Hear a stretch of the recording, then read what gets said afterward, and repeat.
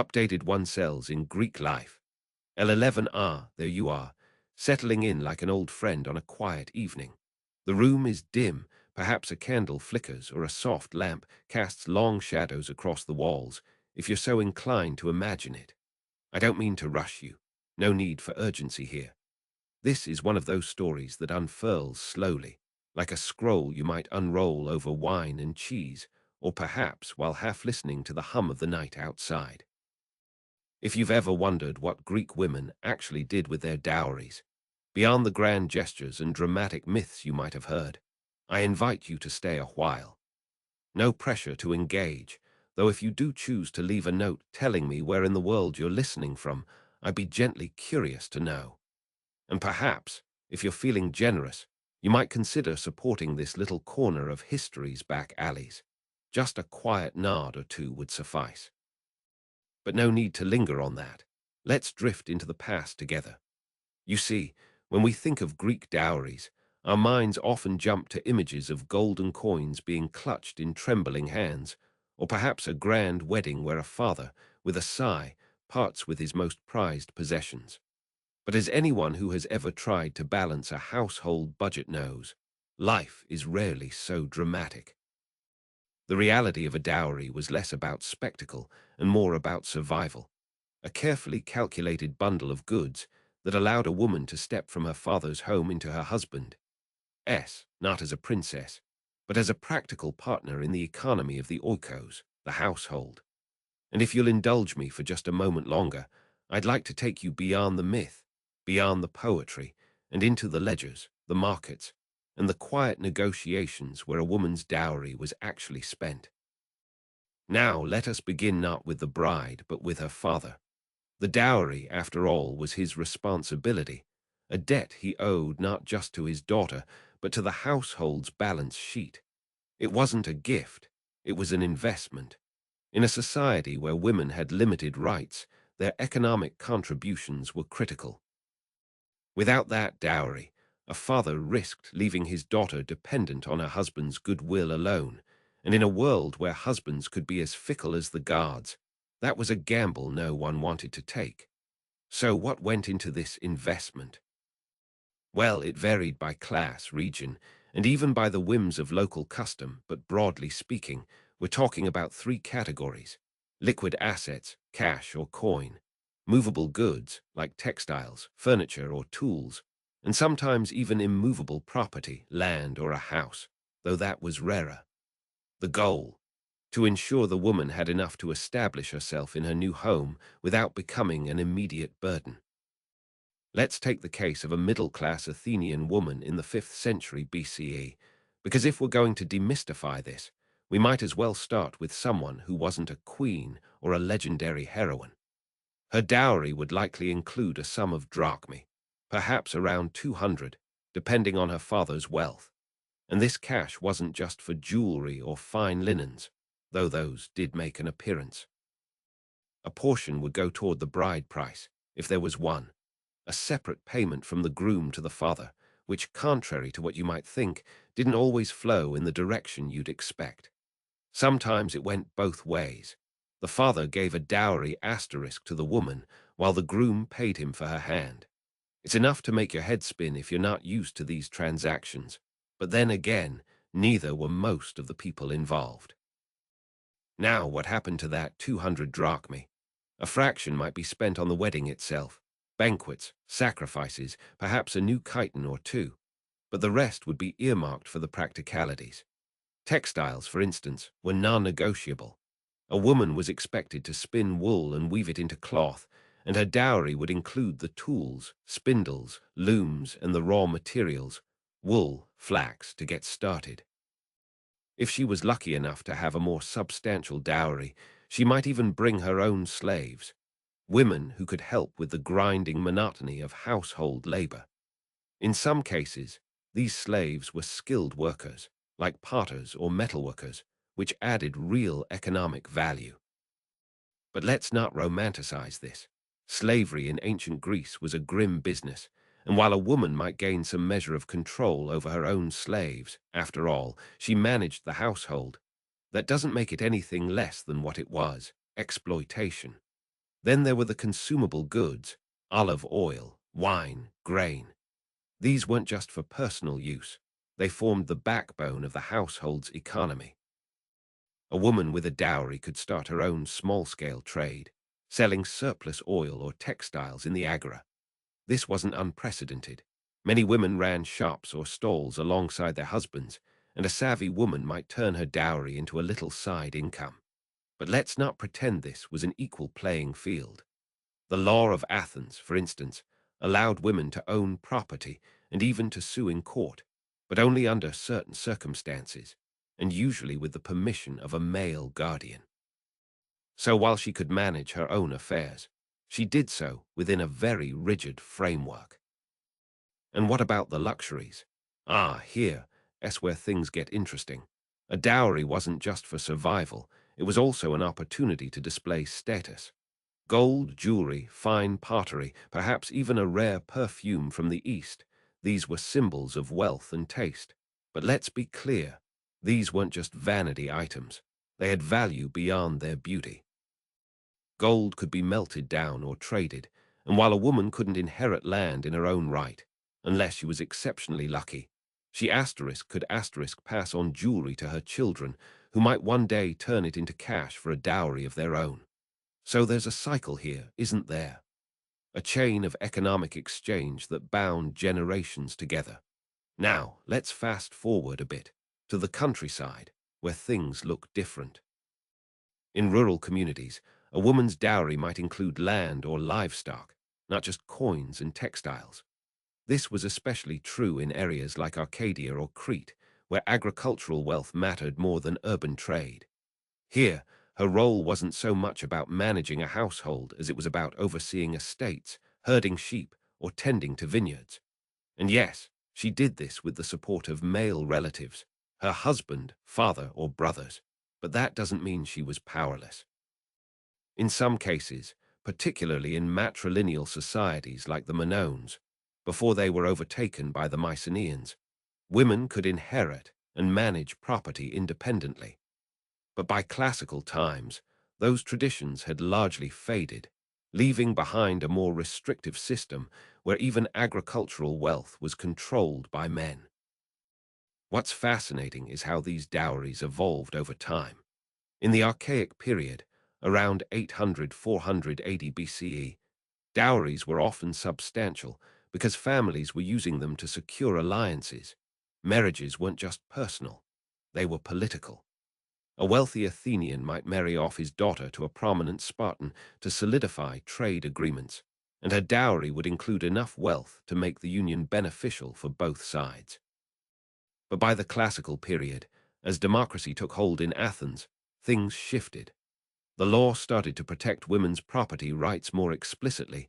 Thanks, Pericles, for your austere speech. But the practice of dowries didn't disappear. It just became more about individual households than state politics. And let's not forget the women who didn't get dowries, or whose families were too poor to provide one. These were often the daughters of lower-class citizens, or perhaps women from families that had fallen on hard times.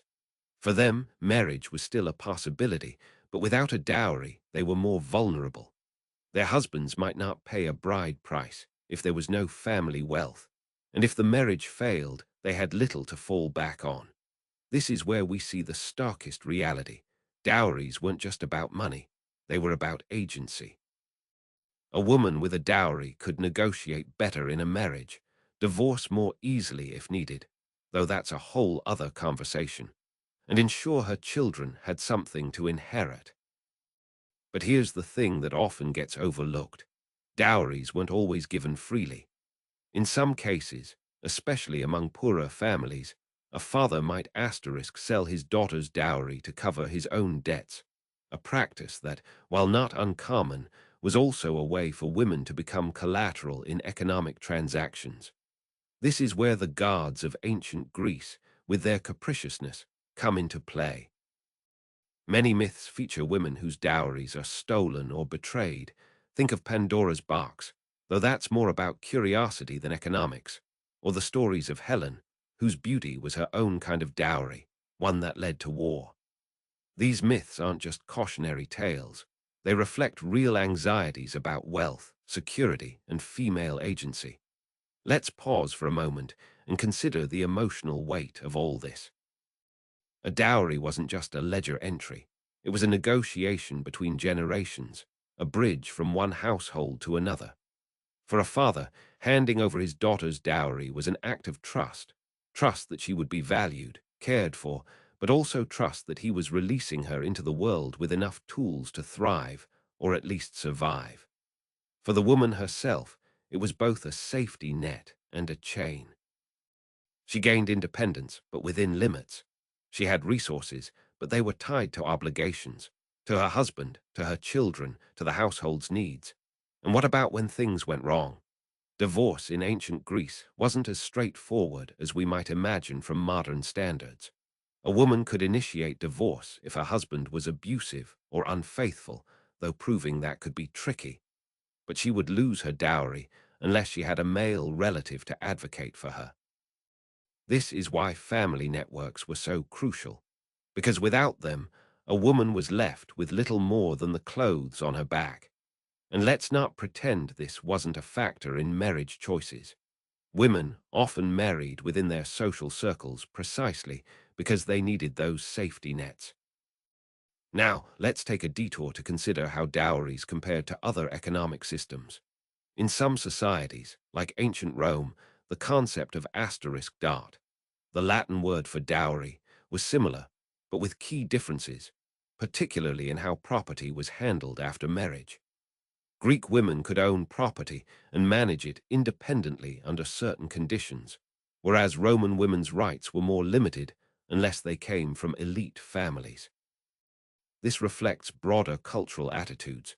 The Greeks valued the asterisk oikos, the household, as a unit of economic power where women played a central role in its management, even if they didn't control the bigger picture.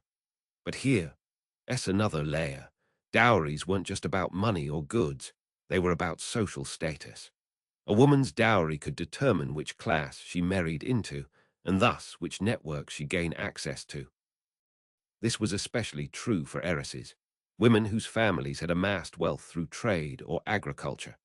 These women often had more leverage in marriage negotiations because their dowries were substantial enough to sway husbands, or at least their fathers.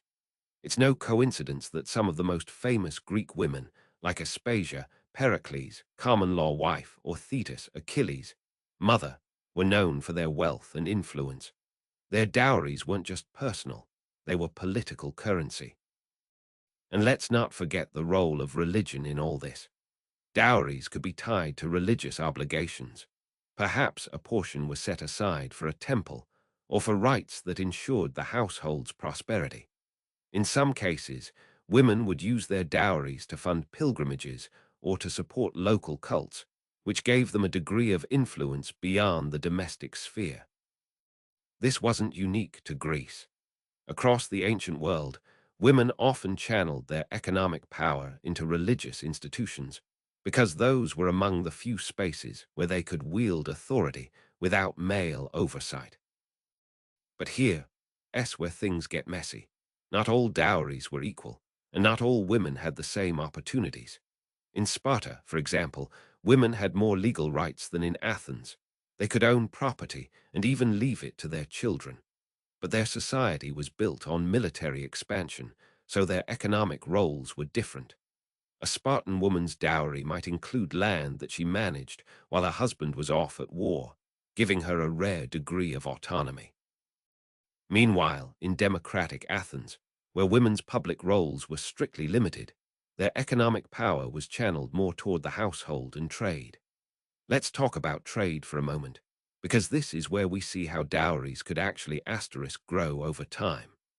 A woman with a dowry that included textiles or olive oil could sell these goods in the agora, using her profits to expand her inventory or even to invest in more slaves, if she had access to them.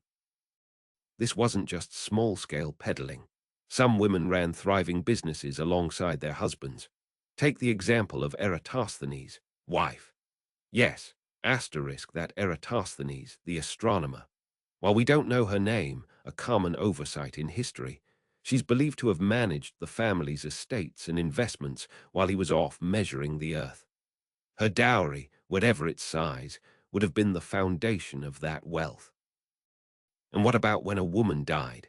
Here, where the system starts to unravel a bit for her. Unless she had no children, which was rare, her dowry would typically pass to her sons or husband, not to her daughters. This is why we see so many women in Greece focusing their economic efforts on ensuring their sons had something to inherit, because if they didn't, the cycle of dowries might break for them. Daughters could still receive dowries from their mothers' wealth if their fathers allowed it, but the primary line of inheritance was almost always male. This is one of those places where the system feels cruelly logical. Women were the managers of wealth, but men were its ultimate beneficiaries. Let's consider a hypothetical scenario to tie all this together. Imagine a woman in 4th century BCE Athens. Let's call her Lycasa, because why not? Her father, a merchant, has given her a dowry worth 500 drachmae, a decent sum, enough to make her a desirable match. Part of that goes toward the bride price for her husband. Another portion funds the wedding feast and gifts for guests. The rest is allocated to textiles, a loom, wool, and dye. A few slaves to help with the work, and some gold jewelry, perhaps a necklace with an amethyst, a stone associated with sobriety and wisdom, fitting for a woman expected to manage her household with care. Over the next decade, Lycasa uses that dowry to build a small business selling textiles. She employs her slaves, or perhaps freewomen who work for wages, to weave and dye the cloth, then sells it in the market. Her profits go back into more wool, better tools, or even an investment in a vineyard outside the city, something that can provide steady income without requiring her constant attention. She's not rich, but she's stable. If her marriage sours, and marriages did sour, let's be realistic. She has enough to negotiate a separation and perhaps start over with a new husband, or if she's unlucky, to find herself in a more precarious position. But here's the catch. None of this is guaranteed. Markets fluctuate, slaves can run away or become ill, husbands can mismanage resources or worse. Lycasa's life isn't one of grand adventures. It's one of careful calculation, of balancing household duties with economic strategy, of navigating a world where her power was both real and deeply constrained. And yet, in the quiet daily grind of spinning wool or haggling over prices at the market, she's doing something remarkable. She's participating in the economy on her own terms. Now, let's circle back to why this matters. Dowries weren't just about money. They were about the social contract between women and society. They allowed women to exist outside the narrow roles of myth, wives, mothers, muses, but still within the confines of a patriarchal system. And while we might be tempted to romanticize these women as pioneers or entrepreneurs, and some certainly were, it's important not to erase the hardships they faced. A dowry didn't guarantee freedom. It guaranteed survival. And sometimes that's the most radical thing you can do in a world that doesn't expect much from you. As we wind down this conversation, let me leave you with one last thought. Dowries were never just about the past. The idea of women bringing wealth into marriage persists today. In many cultures, it's still a way to secure economic stability or social status. And while our modern laws are far more protective of women's rights, or at least they should be, the underlying tension remains. How do we balance economic independence with the realities of power, class, and gender? The Greek dowry isn't just a relic. It's a mirror, reflecting back to us the questions that have always shaped women's lives. So, my dear listener, as you dim the light or close this window, I hope you'll carry with you the image of Lycasa at her loom, or any woman who ever spun thread into something stronger. The past isn't just about kings and battles. It's about the quiet hands that shaped its future. And if there's one thing history teaches us, it's that those hands were never idle. Sleep well, and may your own dowry, whether of time, talent, or treasure, serve you as well as it did them. End final thought. Asterisk, the Greek dowry wasn't just an economic transaction. It was a story of survival, strategy, and the quiet power of women who wove their way